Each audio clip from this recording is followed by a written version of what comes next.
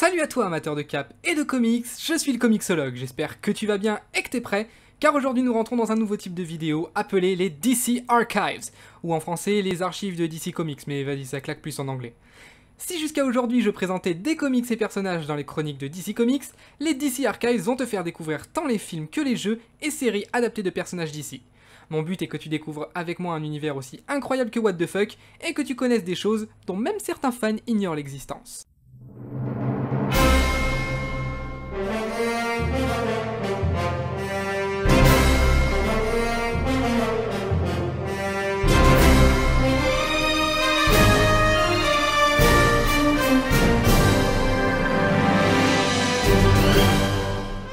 Commençons dès maintenant par une petite pépite de l'époque, Batman Beyond the Return of the Joker. Vous le connaissez, hein, mon amour pour les versions longues ou alternatives de films. Et ben là, si vous êtes comme moi, vous allez être servi, car ce bijou d'animation existe en deux versions à cause de la censure. Et soyez sûr que j'en ai bavé pour trouver la version non censurée, parce que jusqu'à il y a pas très longtemps, elle était quasiment introuvable.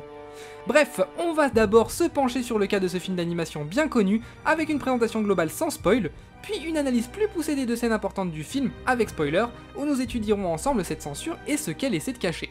Mais avant tout, n'oubliez pas de vous abonner, de liker et de me partager votre avis en commentaire en fin de vidéo.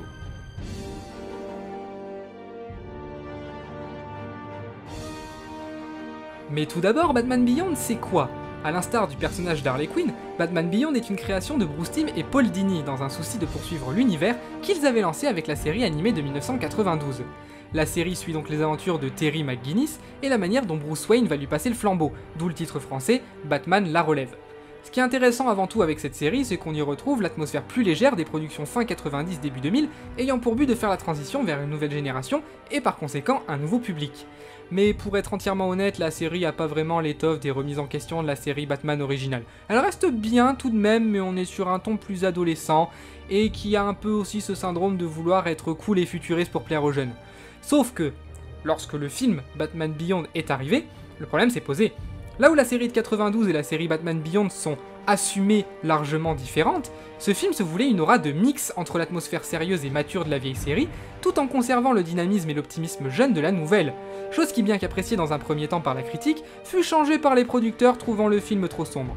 Mais pour bien comprendre le cas de ce film, je vous propose de commencer avec une partie sans spoil.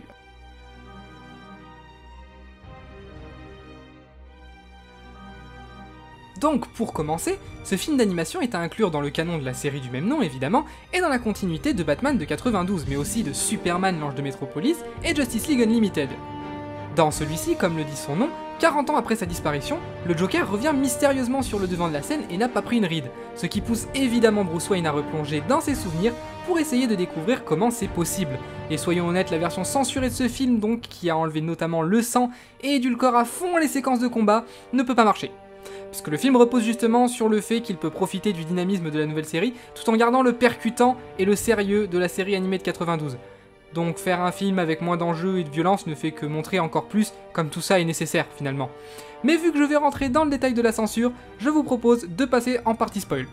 Oui, je sais, la partie no spoil était très courte, mais finalement c'est juste un synopsis, parce que je peux rien vous raconter du film si je peux pas le spoiler en fait. Et vu qu'on parle de censure, je vais être obligé de parler du film.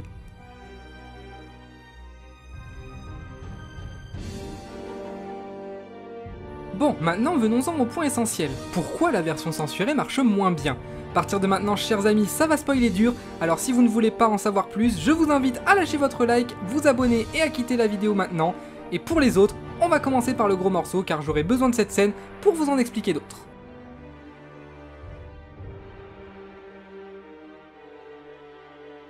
La scène de la mort du Joker est clairement la plus importante du film, et elle montre bien que Warner, dans la plupart du temps, aucune putain d'idée de ce que représente ce qu'ils adaptent. Durant cette scène, alors que Batman se libère de l'étreinte en ruban, sa première action envers le Joker est de lui lancer un couteau, chose qui a évidemment été cut dans la version censurée, et qui laisse comme à beaucoup d'endroits des faux raccords, mais ça c'est pas le plus gros problème honnêtement. Parce que ici et dans plein de moments de ce passage, ce qu'il est important de montrer, c'est que Batman veut tuer le Joker, qu'il est à la limite prêt à le buter s'il en a l'occasion. Et ellipser ces moments, ça enlève toute tension pour rendre cet affrontement comme un banal affrontement entre les deux Némésis, ce qui reste cool, hein, bien sûr, mais c'est quand même censé être un moment fort. Ensuite, on a inévitablement les séquences de combat qui ont été raccourcies, qui encore une fois montrent que Batman et Batgirl sont en colère, ce qui est légitime. Et puis, vient le passage où le Joker projette à Batman la vidéo où il torture Robin. Scène très crue dans ses paroles et dans laquelle le seul moment avec un peu de sens a été retiré. Dans la version censurée, le Joker ne fait que dire à Batman qu'il a altéré le comportement de Robin, alors que dans la version originale, il lui dit qu'il a fait sauter les barrières de son esprit, donc grossièrement qu'il l'a rendu fou. Oh, et aussi dans la version non censurée, on a littéralement le Joker qui fait une séance d'électrochoc à Robin. Encore une fois, le Joker est un psychopathe. Le montrer faire ce genre de choses, c'est normal. Dans les comics, le mec s'est arraché le visage, bordel. Bien sûr, dans le combat qui suit, le sang a été enlevé, parce que oula, faudrait pas faire croire que Batman est un être humain capable de colère et de blesser un taré qui torture des gosses. Et enfin, après ça, on en arrive à la scène qui nous intéresse. Tout d'abord, on a Batman qui tient le Joker, et lui qui tente de poignarder le héros. Aussi enlevé parce que je suppose qu'il faudrait pas qu'on pense que le Joker est là pour tuer Batman. Ensuite, on a le dialogue qui suit qui dans la version originale est certainement plus cohérent, et l'avoir changé rend aussi la scène inutile. Je vous laisse l'écouter. Make Daddy proud. Deliver the punchline. Make him one of us. Voilà, donc, sans la censure, le Joker se dévoile clairement comme celui qui brise Batman, rend papa fier, pour montrer à son ennemi qu'il lui a volé son fils. Deliver the punchline, qui peut se traduire par « montre-lui la chute ». Chute à la fois réelle puisque le Joker a toujours dit que le jour où il tuerait Batman devrait être sa blague la plus géniale, l'apogée de sa carrière, mais aussi une chute métaphorique, la chute de Batman. Et puis vient la mort du Joker. Scène drastiquement différente dans les deux cuts, et voici pourquoi. Dans la version non éditée, Tim Drake vise Batman avec le pistolet à drapeau du Joker alors que le héros masqué est à sa merci, mais il reprend ses esprits et tue le Joker à la place, ce à quoi le dernier répondra juste avant de mourir « Ce n'est pas drôle ». Cette scène est pleine de sens et la remplacer par juste le Joker qui meurt électrocuté en glissant ne marche pas. D'abord parce que dans la version censurée, on ne voit pas de corps, donc on peut supposer qu'une fois de plus, pas de corps, pas de mort, c'est devenu une règle universelle aujourd'hui. Alors que dans la version originale, c'est là toute la richesse. Après des années où le Joker s'est fait passer pour mort des dizaines de fois, là il est bel et bien mort, son cadavre tombe au sol. De plus, la symbolique du pistolet à drapeau est super importante, car cet objet représente à lui tout seul le Joker, une blague macabre, un gag qui cache la mort, l'humour du Joker dans sa quintessence. En le tuant avec le pistolet à drapeau bang, c'est littéralement son humour qui se retourne contre lui. Et c'est d'ailleurs pour ça qu'il ne trouve pas ça drôle. Cette explication nous permet d'ailleurs directement de passer à une autre scène bien avant dans le film.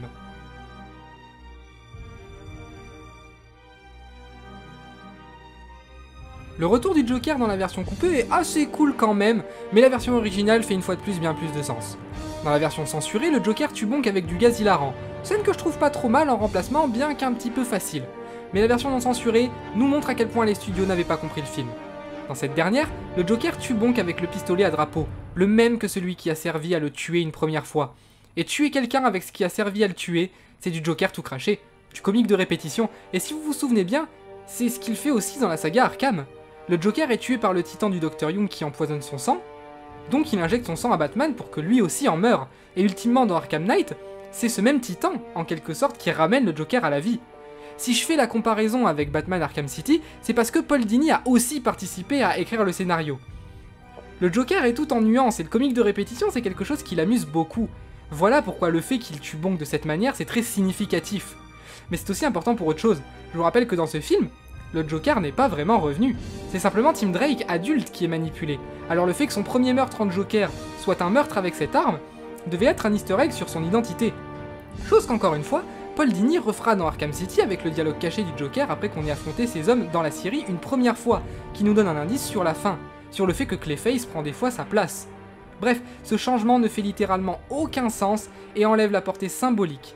Avec ça, on voit clairement que Warner essayait de s'émanciper de la série de 92 pour faire quelque chose de plus léger. J'ai l'impression qu'ils aiment bien essayer de cancel des œuvres qui marchent bien pour faire quelque chose qui marche un petit peu moins bien. Pour ce qui est du reste de la censure, on a en plus des scènes de combat raccourcis, des trucs vraiment absurdes. Genre la version censurée rajoute des ceintures de sécurité aux persos quand ils conduisent. Genre vraiment les gars, vous avez fait taffer des gens en heure sup pour rajouter des putains de ceintures. La version cut retire aussi le dialogue où Batgirl laisse sous-entendre qu'Harley Quinn a été enterrée, parce que je suppose que faudrait pas que les cathos conservateurs se sentent lésés quand on enterre clandestinement une criminelle. Et enfin, la scène qui rend cette censure encore plus débile, celle où le Joker agresse Bruce dans la Batcave. En version originale, ça passe super bien. Terry arrive et découvre que le Joker a tagué le Batordi avec le sang de Bruce Wayne. Ou du moins, on suppose que c'est le sang de Bruce Wayne, étant donné que y a Bruce Wayne au sol et tout a été tagué avec du sang, et il n'y a pas d'autres cadavres, donc ça pourrait être le sang de qui? Je vois mal le Joker s'ouvrir les veines pour écrire des trucs avec du sang, bien que ça pourrait le faire marrer. Là où, tenez-vous bien, pour la censure, ils en ont fait de vrais tags, donc c'est vraiment plus du tout cohérent avec la guerre entre Batman et le Joker. Voilà, ces scènes étaient les plus importantes en termes de portée et elles ont été charcutées. Bien sûr, il y a eu d'autres passages censurés dans le film, mais rien de cette ampleur, et rien qui ne gâche autre chose que ce dont on a déjà parlé. Des combats raccourcis, du sang retiré, moins de violence, ce genre de choses. En tout cas, j'espère que ce nouveau format vous aura plu, et que vous aurez découvert quelque chose, et que ça vous rendra curieux de trouver cette version uncut. Pour ma part, je vous dis seulement à très vite, peut-être pas même Bat-Heure, mais en tout cas, bien évidemment, même Bat-Chaîne.